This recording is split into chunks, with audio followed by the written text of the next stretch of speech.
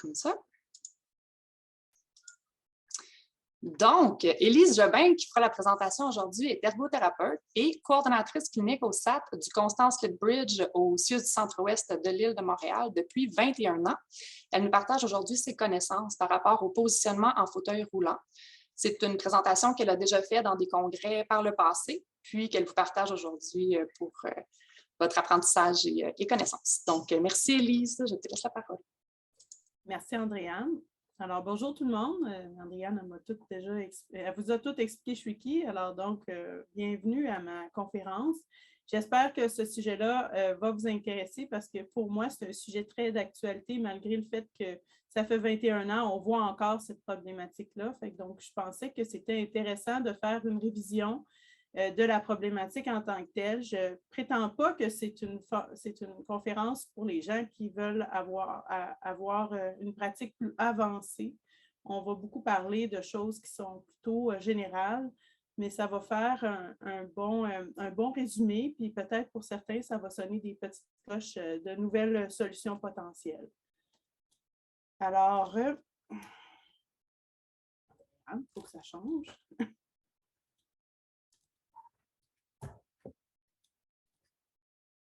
Capable de changer la diapositive. On l'a pratiqué 50 fois. Ça marchait très bien tantôt. Ça marchait très bien. Avec les flèches, est-ce que ça fonctionne? Voilà. Bon, alors, le plan de la présentation, aujourd'hui, on va faire une petite définition du glissement, que tout le monde parle des mêmes affaires. Ensuite, on va parler des causes, des conséquences, puis on va entamer la résolution de problèmes, où est-ce qu'on va regarder 3 points en réalité, des vérifications qu'on doit faire initialement quand on rencontre quelqu'un qui glisse dans sa chaise, l'appareil et le positionnement conviennent-ils encore au client et comment ces habitudes de vie peuvent avoir un impact au niveau du glissement. Je vais vous énoncer quelques solutions. Évidemment, il y en a toujours d'autres, mais moi, je vais vous en énoncer quelques-unes. Puis, j'ouvrirai la discussion à la période de questions si d'autres personnes veulent partager leurs solutions également. Donc, il est intéressant de se rappeler qu'est-ce que c'est le glissement. Premièrement, quelque chose qui glisse, c'est quelque chose qui est en mode de déplacement en descente. Donc, on glisse rarement vers le haut, on glisse plutôt vers le bas. Et c'est pour ça qu'en bout de ligne, il y a une notion de danger, parce que vers le bas, c'est souvent tomber de la chaise. Également, le mouvement se fait entre deux surfaces qui restent en contact permanent. Donc, c'est souvent sur la surface qu'il faut faire des interventions pour être capable d'aider à limiter le glissement. Il y a des causes qui sont physiques. Celles-là sont souvent apparentes. On est capable facilement de les identifier. Donc, sur cette photo-là, on voit cette cliente-là a une psychose thoraco-lombaire. Il aurait fallu que j'enlève la roue arrière pour qu'on voit mieux la portion du bas. Je ne l'ai pas fait pour la sécurité de la cliente, évidemment. Mais on comprend que quand le rachis est en forme de C, ça provoque aussi une bascule postérieure du bassin. Puis là, les ischions ne stabilisent plus la personne en position assise. Il y a comme un élément là, de glissement intuitif qui s'induit par le fait que le rachis a cette forme-là. On voit également beaucoup chez les personnes âgées de la fonte musculaire au niveau des muscles abdominaux puis des muscles du tronc qui provoquent un affaissement, puis aussi une mauvaise tolérance assise qui peut aussi entraîner du glissement. Avec d'autres clientèles, on peut voir aussi que l'extension du tronc en hyperextension ou des spasmes, on peut voir ça par exemple avec les gens qui présentent de la paralysie cérébrale, parce qu'il y a des moments, des endroits sur l'équipement où il y a des blocages, donc au niveau des épaules, au niveau de la tête, la position du corps pousse vers le coussinage. Souvent, ce que ça va faire, c'est que ça va faire pivoter le bassin vers l'avant, puis les fesses vont décoller de l'arrière du dossier et glisser sur l'assise. Ça aussi, ça peut être une cause de glissement. Certains mouvements incoordonnés chez nos clients, de la douleur et de l'inconfort, les gens se mettent à gigoter, changer un peu de position, tranquillement, pas vite, ils glissent vers l'avant. On voit également que la propulsion membre inférieur peut provoquer du glissement. Souvent, c'est l'attaque du pied, on force pour avancer, le fauteuil est lourd. La personne a moins de force. Tranquillement, pas vite, le client glisse sur l'assise vers l'avant. On le voit aussi chez les hémiparésiques et les hémiplégiques. On voit une rotation également du bassin dans le glissement. Puis, comme sur la photo, on peut avoir des contractures au niveau tendineuse, au niveau des membres inférieurs aux ischio-jambiers. Puis ça, évidemment, quand il y a de la rigidité au niveau des tendons, ce que ça fait, c'est que ça diminue la portion de surface sur laquelle on doit s'asseoir pour être confortable. Fait que les assises qui autrement étaient bien mesurées pour quelqu'un qui ne présentait pas ce type de rétraction peuvent devenir trop profondes. Puis pour enlever l'inconfort, la personne va avoir tendance à se glisser vers l'avant. Il y a des causes cognitives qui provoquent le glissement aussi. On voit beaucoup des gens qui ont des troubles neurocognitifs qui vont présenter du bercement ou des mouvements au niveau du tronc. À force de cogner par en arrière, quand on berce comme ça, à un moment donné, les fesses avancent vers l'avant sur l'assise. Il y a des gens qui, volontairement ou involontairement, vont se glisser sur l'assise parce qu'ils sont, inconfortables ou ils ne sont pas contents. Donc, c'est comme une façon d'attirer l'attention également. Puis, il y a ceux qui veulent passer en dessous de leur ceinture pour se sauver de leur fauteuil. Il y a beaucoup de causes environnementales. Celles-là, des fois, on a tendance à se concentrer uniquement sur le fauteuil, puis on passe à côté de certaines informations qui sont plus importantes, puis qui peuvent être la cause du glissement. Évidemment, si on change plein de choses sur le fauteuil, puis qu'on voit que ça ne fonctionne pas, souvent, c'est parce qu'on n'a pas trouvé la cause. Fait qu'on va simplement les nommer, puis tout à l'heure, il y en a certaines que je vais expliquer avec plus d'approfondissement. Donc, l'appareil lui-même, sa configuration, les composants, les accessoires peuvent causer du glissement. Ça, on va en parler amplement plus tard. La disposition des meubles, il y a des exemples un peu flagrants. Quelqu'un qui doit s'avancer vers une table et que, à cause de la hauteur des appuis-pieds, il doit pivoter ses appuis-pieds pour avoir les genoux plus bas pour passer en dessous de la table ou pour éviter un poteau central d'une table.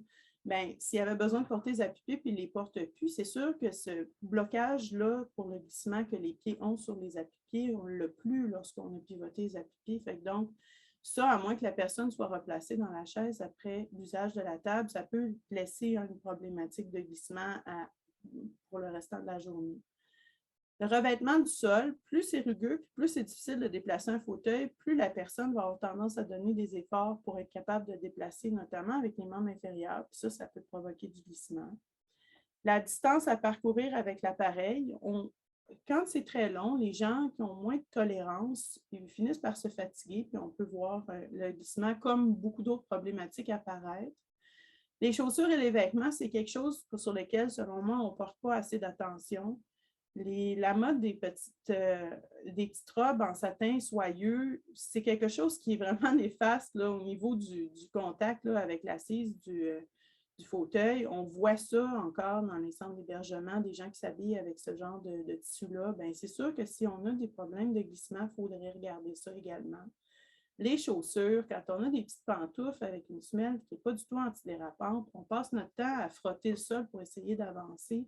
Ce que ça fait, c'est bien des mouvements qui peuvent provoquer du glissement. Une bonne chaussure avec une bonne semelle bien adhérente, ça a beaucoup moins tendance à provoquer le glissement quand la personne essaie de propulser avec les membres inférieurs. Également, bon, ça, j'imagine que je ne vais certainement pas vous apporter une information que vous ne connaissez pas déjà. C'est sûr que quand on est assis sur une surface pour laquelle il y a plein de tissus qui ont été rajoutés dessus, donc une alaise pliée en quatre, un piqué, des serviettes, des toiles de lève-personne, c'est autant de possibilités pour que les tissus glissent les uns sur les autres. Donc, c'est évident là, que parfois, on n'a pas le choix parce que l'organisation du travail ne nous donne pas la possibilité d'enlever ces couches-là, mais c'est sûr qu'il ne faut pas chercher ailleurs quand on voit un empilage de couches entre le coussin et la personne.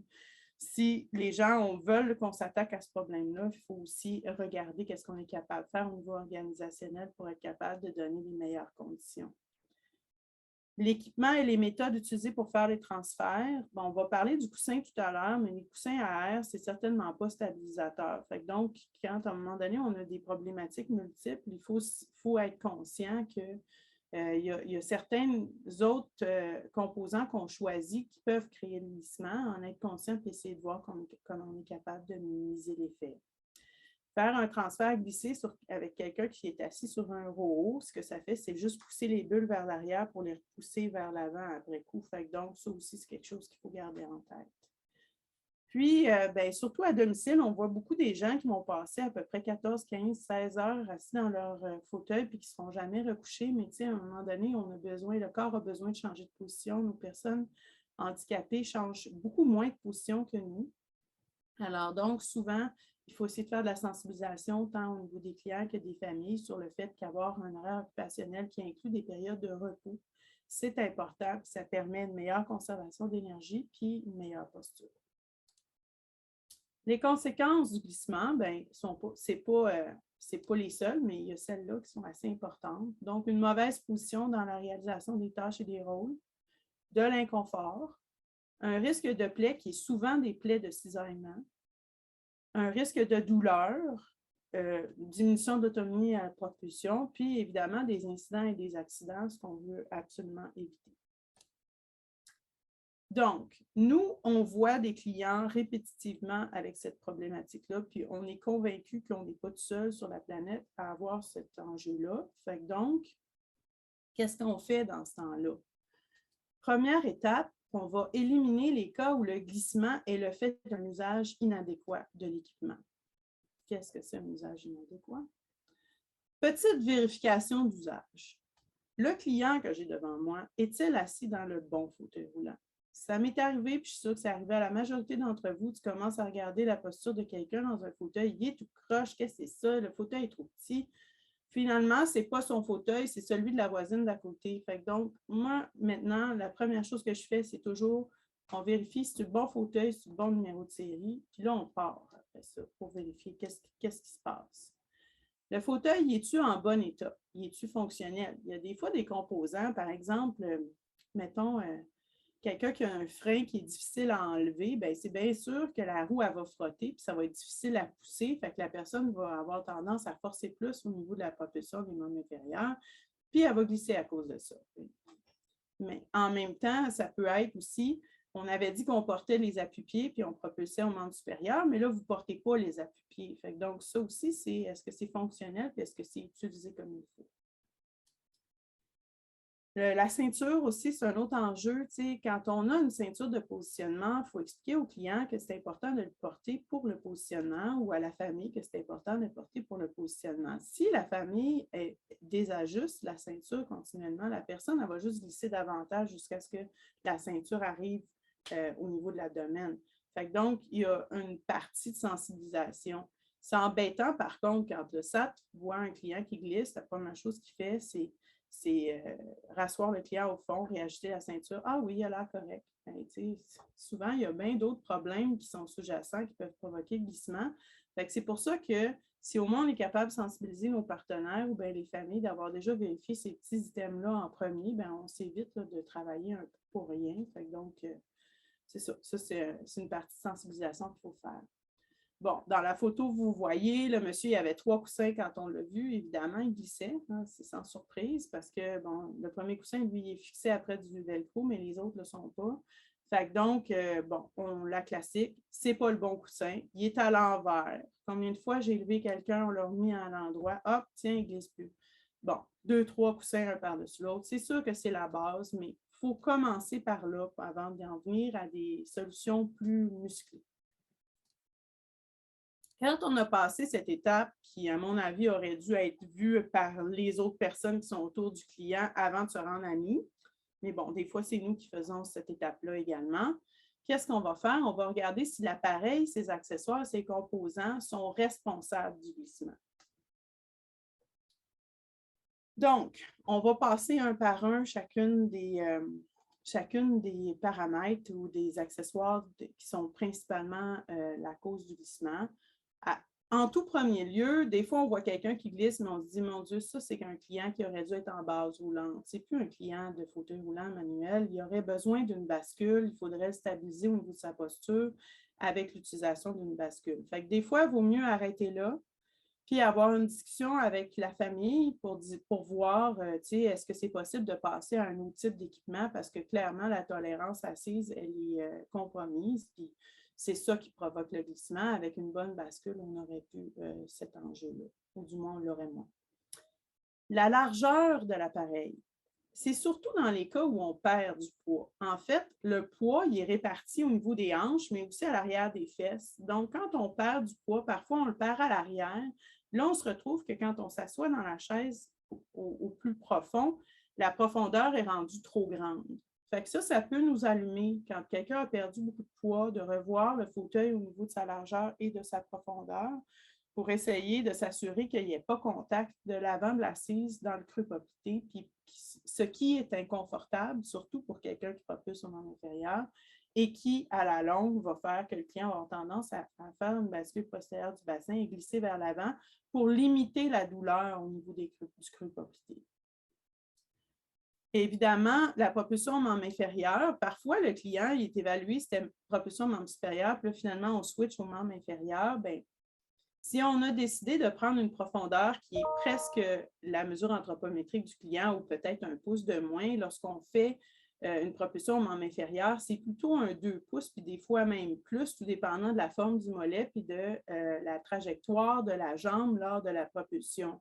Alors, parfois, le fait d'avoir une propulsion au membre inférieur, ça peut provoquer du glissement en raison de l'inconfort qu'on aurait au niveau du contact d'assise au creux poplité. Bon, la hauteur sur le siège, j'étais vraiment déçue parce que sur mon image, ma madame, ça ne montre pas, mais elle avait une hauteur sur le siège qui était adéquate lorsqu'elle mettait les pieds avec le genou à 90 degrés. Elle n'avait pas des chaussures idéales, ça c'est définitif. On venait de la repositionner, puis là, elle était en train de faire le mouvement pour propulser au membre inférieur dans l'image en haut. Quelques minutes plus tard, on est revenu la voir pour faire une photo, puis elle était dans cette posture-là. Je ne vous cacherai pas que je regarde la ceinture, puis je me dis, c'était pas bien ajusté parce que si elle a réussi à se déplacer comme ça, c'est sûr qu'elle était plus lousse que ce que j'aurais voulu. Mais en réalité, ce qui arrivait avec cette cliente-là, c'est qu'avec un beau linoléum bien huilé, puis des chaussures qui n'ont aucune adhérence, mais à force de frotter pour essayer de s'avancer, elle a fini par se retrouver à glisser dans sa chaise. Fait que quand c'est trop haut pour les membres inférieurs, c'est sûr que ça va finir par faire glisser la personne. L'angle siège-dossier. Alors, donc, ça, c'est un paramètre qui est vraiment important et qui n'est pas facile à l'évaluation parce que si c'est un fauteuil existant, ce n'est pas si facile que ça de changer l'angle siège-dossier pendant l'évaluation. Mais il est clair qu'on peut passer à côté. Puis parfois, on le voit, surtout quand l'angle est trop fermé. Donc, un angle à 90 ou 95, que la personne n'est pas confortable. Ce qu'on va voir habituellement, c'est qu'on va l'asseoir au fond. Puis dans les 2 minutes qui suivent ce repositionnement-là, elle va se basculer au niveau du bassin et glisser vers l'avant parce qu'elle n'est pas confortable. Elle cherche à avoir un angle plus ouvert. Puis de cette manière-là, en faisant une bascule postérieure, elle se repousse un peu, puis là, l'angle est un petit peu plus ouvert.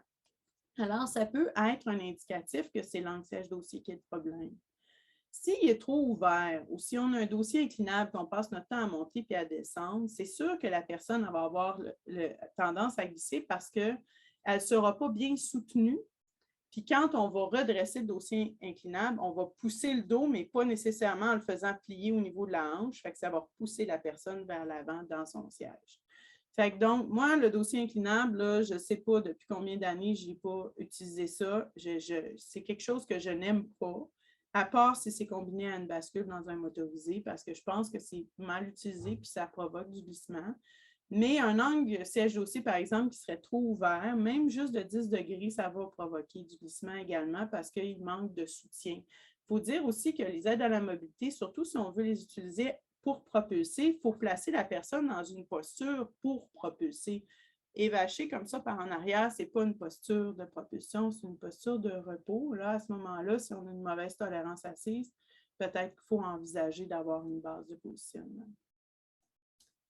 Donc, je dirais attention aux ajustements d'angle siège-dossier parce que, bon, c'est combiné à la tension ajustable du dossier, on peut se mettre à ouvrir de 5 degrés de plus en plus avec le dossier. Fait que donc, il faut tout regarder au niveau notamment de l'ajustement final, à savoir si on doit garder la tension plus serrée ou la mettre plus lousse, mais il faut garder en tête que en ouvrant l'angle siège-dossier, puis en ayant un dossier à tension ajustable très lousse, bon, on a comme encore plus d'ouverture au niveau de l'angle siège-dossier.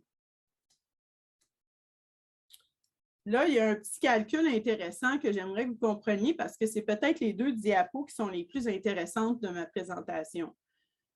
Pas qu'elle n'est pas intéressante, là, mais celles-là sont vraiment, vraiment primordiales. Fait que quand on attribue un fauteuil puis qu'on donne un angle siège-dossier de 85 degrés à 100 degrés, la surface sur laquelle le client est assis en profondeur est la même que celle qu'on a demandée. Donc, si on voulait un fauteuil roulant avec une profondeur de 17 et un angle siège-dossier de 85 à 100, le client va être assis sur une profondeur de 17.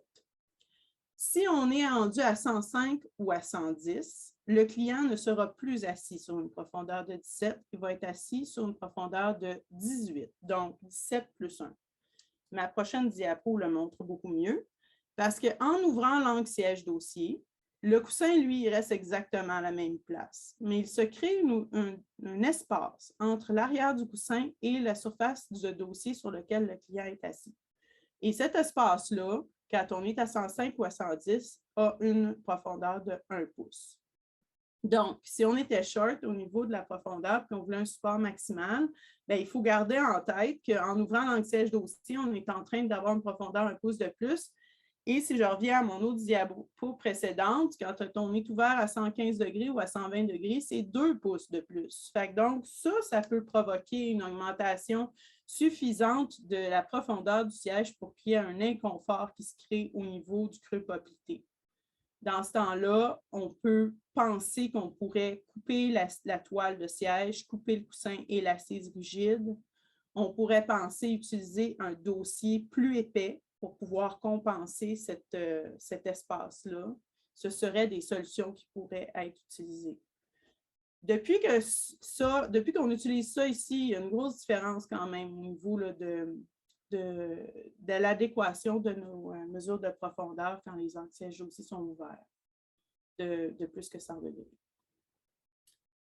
Il y a la bascule avant-arrière fixe, évidemment celle qui vient avec une base roulante, c'est parfait parce qu'elle est ajustable et tout ça, mais une fois de temps en temps, on a des clients évidemment qu'on veut garder leur autonomie à la propulsion. On veut garder un appareil le plus léger possible, fait qu'on va essayer de garder le fauteuil roulant manuel. Mais on peut utiliser la gravité quand même en utilisant la bascule avant-arrière fixe. Quelqu'un qui n'a pas de bascule avant-arrière, c'est-à-dire que la hauteur sur le siège est la même en avant et à l'arrière, encore pire si le coussin est plat, bien, il n'y a pas du tout l'effet stabilisateur. Conservateur, je dirais 1 pouce de différence entre l'avant et l'arrière. Mais moi, j'ai déjà fait un 2,5 pouces facile pour des clients qui avaient tendance à avoir vraiment une bascule postérieure du bassin et qui avaient besoin d'être stabilisés. Si on fait ça, par contre, il faut regarder les habiletés au transfert parce que la personne se retrouve vraiment bien encavée dans sa chaise. Fait que pour se lever debout, bon, dans le cas des clients que j'ai faits, la plupart étaient assistés au niveau des transferts, fait que ce n'était pas un enjeu, mais c'est quelqu'un qui serait autonome au transfert pour en faire des vérifications pour voir s'il est encore capable de se transférer de façon autonome.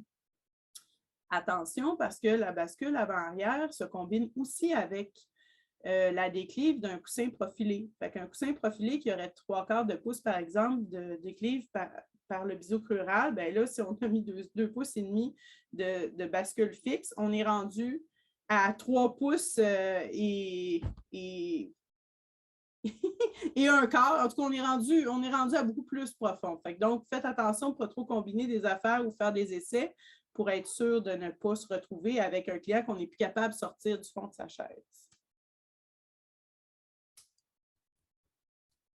Les appuis-pieds, bien, là, c'était moi qui faisais une simulation d'une base roulante, puis c'était pas ça que je voulais illustrer, mais je l'ai gardé quand même, cette image-là. C'est que, bon, quand on a les pieds pendants au bout du quai, il nous manque un bloqueur là, pour éviter le glissement. Évidemment, quelqu'un qui aurait une bascule et qui n'aurait pas les pieds au sol devrait toujours porter ses appuis-pieds.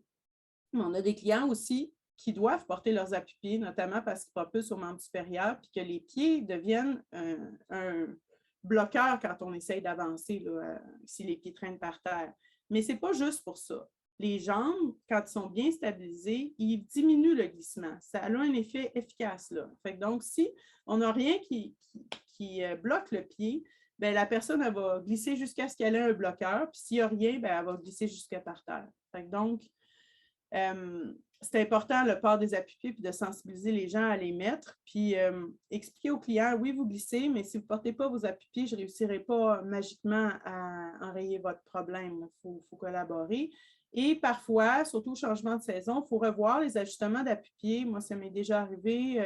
On nous présente quelqu'un qui n'est vraiment pas bien assis dans sa chaise. Ça glisse tout le temps, mais finalement, c'était des sandales qu'elle portait. Puis avant, elle portait des beaux souliers à talons. Fait que donc, il y avait comme 1,5 pouce de différence entre les hauteurs de souliers. Simplement, en réajustant les appuis-pieds à la bonne longueur, on a réussi à résorber le glissement. La ceinture, évidemment, un élément très important.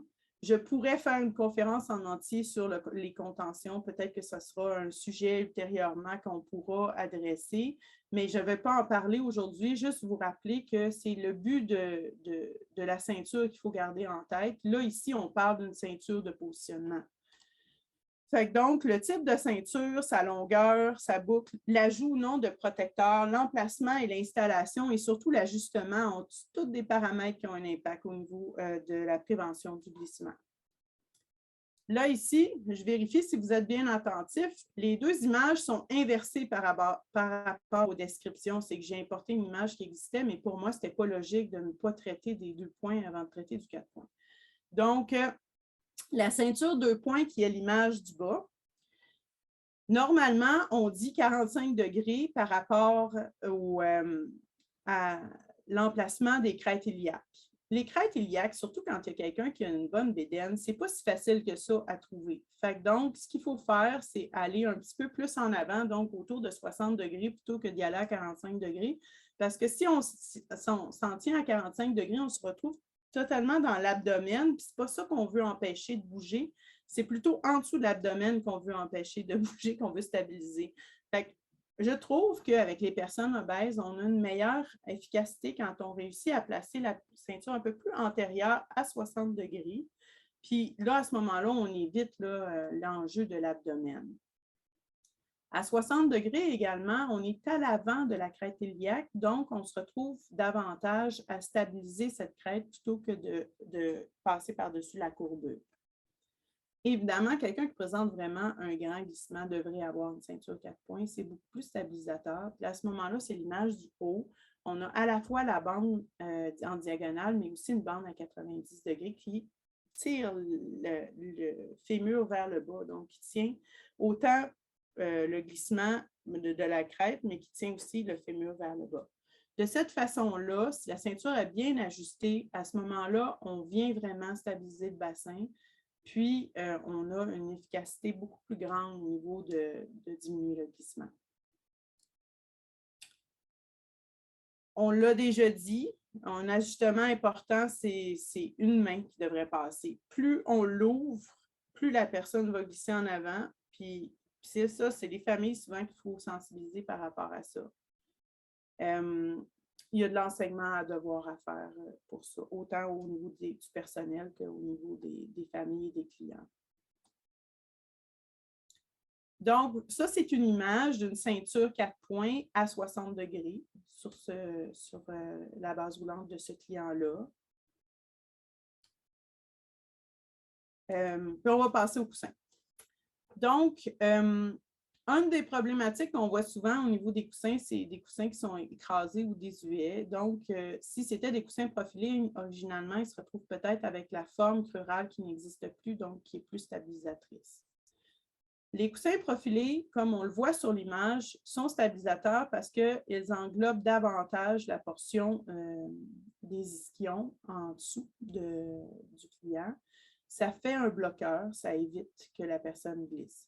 À ma connaissance, à part des fractures de hanche qui pourraient avoir mené à avoir une disposition du bassin qui est différente de la disposition anatomique normale, il n'y a pas vraiment de contre-indication, à part le confort, qui pourrait nous guider à discarter le coussin profilé.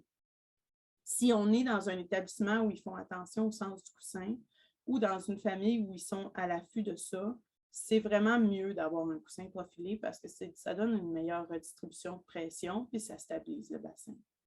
Quand on a un client qui glisse beaucoup, il est recommandé d'utiliser une surface de gel sur le coussin. Ce n'est pas une surface qui va réduire la pression, puis ce n'est pas non plus moins dur c'est plutôt dur, en fait, le gel. Par contre, pour le cisaillement, ça a vraiment un effet efficace. Ça, c'est un coussin fait maison chez nous. Fait que donc, vous voyez, l'arrière du coussin, il y a la partie de construct est seulement au niveau des isofessiers. Fait que donc, c'est à peu près 2,5 pouces. Puis à l'avant, on va voir plutôt un 3,5 pouces. Fait qu'il y a quasiment 1 pouce de différence avant-arrière au niveau de la hauteur pour la stabilisation du bassin. Quand le client est assis dans la chaise, ça donne à peu près ça.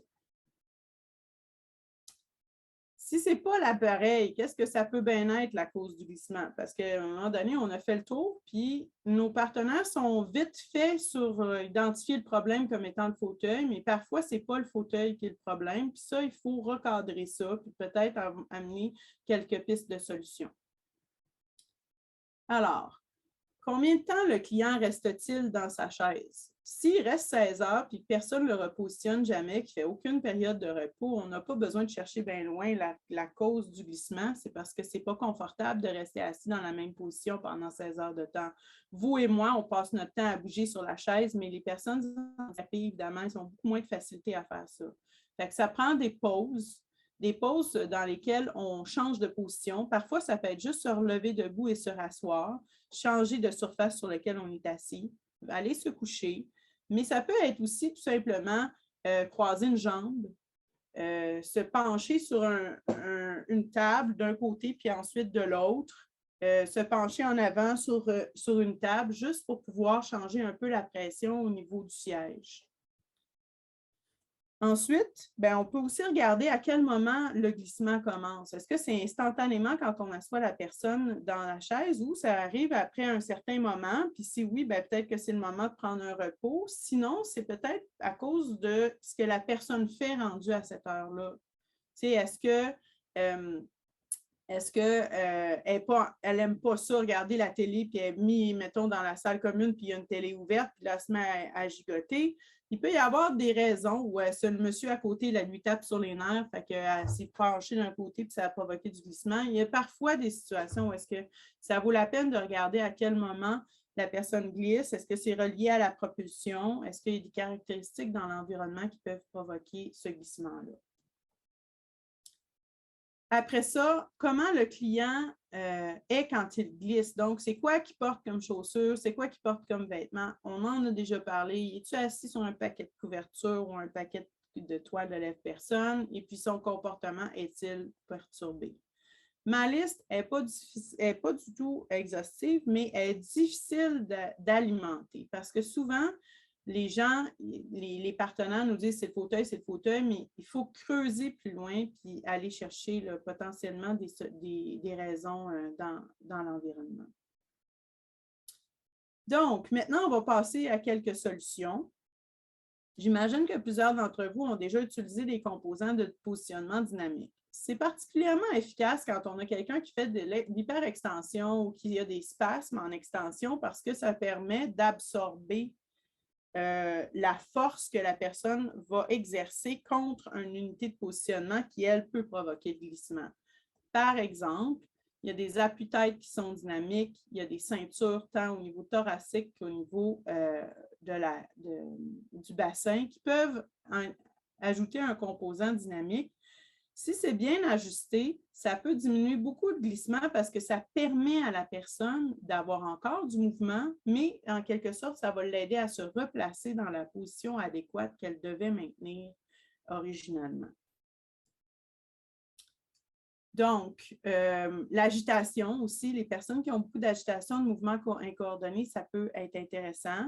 Ça peut faciliter les changements de position, donc ça aide à replacer la personne qui aurait de la difficulté à se replacer elle-même, notamment au niveau des ceintures, au niveau du tronc. Ça améliore la circulation sanguine parce qu'on n'empêche pas le mouvement, on permet quand même le mouvement. Ça diminue l'inconfort. Puis parfois, on voit que c'est l'inconfort qui provoque le glissement parce que la personne continue à essayer de se bouger puis de changer de position.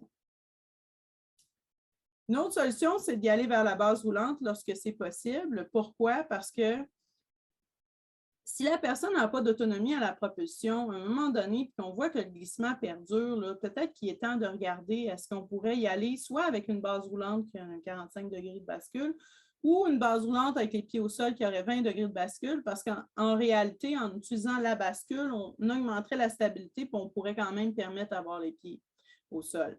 Moi, quelqu'un qui propulse son membre inférieur et qui a un trouble neurocognitif, qui fait de l'errance, j'ai vu beaucoup ça dans ma vie, des gens que dans le fond, finalement, c'est juste se bercer ou c'est juste avancer un petit peu qui est suffisant. Fait que donc, est-ce que c'est vraiment nécessaire d'avoir tous les effets négatifs que ça peut avoir de garder le fauteuil roulant manuel pour un déplacement qui n'est pas orienté dans la tâche? Parfois, j'aime mieux challenger à ce sujet-là. Parce que souvent, ce qu'on voit, c'est qu'on fait des changements sur le fauteuil, puis 2 mois plus tard, on va nous demander une base roulante. Donc, parfois, il vaut mieux aller de l'avant puis vérifier si on ne pourrait pas passer tout de suite vers un appareil qui va avoir une plus grande pérennité pour le client.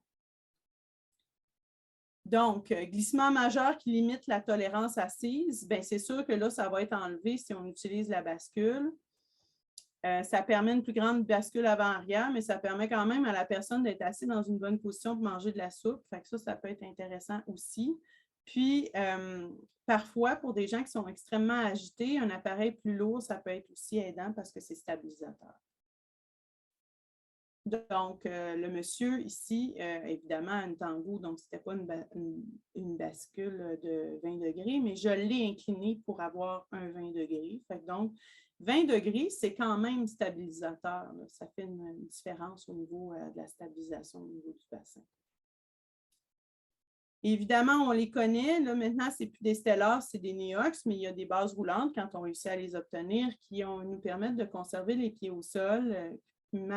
Ça monte quand même d'un pouce, 1,5 pouces, mais c'est quand même intéressant comme solution parce qu'on ne perd pas complètement le contact au sol, mais on a aussi le bénéfice d'une bascule pour la stabilisation du bassin. Puis, si on veut que la personne puisse se lever plus facilement, on peut redresser la bascule, ce qu'on ne peut pas faire quand on a une bascule fixe. Et voilà, nous avons fait le tour de ma présentation. Peut-être, je n'ai pas de diapo pour ça, mais je rajouterai dans les solutions, si vous devez réduire en fait, soyez à l'affût de gens en base roulante qui se mettent à se glisser par en avant. C'est souvent eux qui vont développer les contractures au niveau des ischio-jambiers. Puis c'est à ce moment-là qu'on doit soit propulser le dossier vers l'avant ou le souffler, donc mettre plus de coussinage pour pouvoir réduire la profondeur de l'appareil en coupant le coussinage et l'assise rigide, voire même parfois, on peut continuer le coussinage, couper l'assise rigide puis faire un biseau pour permettre à la jambe là, de continuer sa trajectoire vers l'intérieur du dessous de la base pour pas que les ischio-jambiers entrent en contact avec une structure rigide. Puis, je vous dis aussi, le positionnement au lit, c'est aussi un enjeu qui est à regarder. C'est-à-dire, parfois, on voit qu'au niveau des ischio-jambiers, il y a des rétractions, puis finalement, ça provoque des rougeurs, mais ce n'est pas nécessairement dans le fauteuil que ces rougeurs-là arrivent. Ça peut aussi arriver dans d'autres surfaces, comme la surface du banc de transfert, de la chaise de douche, de la chaise d'aisance, ou encore dans un mauvais positionnement au lit. Fait que ça, parfois, on se dit, ah, c'est le fauteuil, mais si vous ne sentez pas que c'est le fauteuil qui provoque ces rougeurs-là, il faudrait comme challenger et essayer de voir s'il n'y a pas d'autres raisons là, qui pourraient provoquer ça. Alors, j'ai terminé. Merci, Élise, pour la présentation.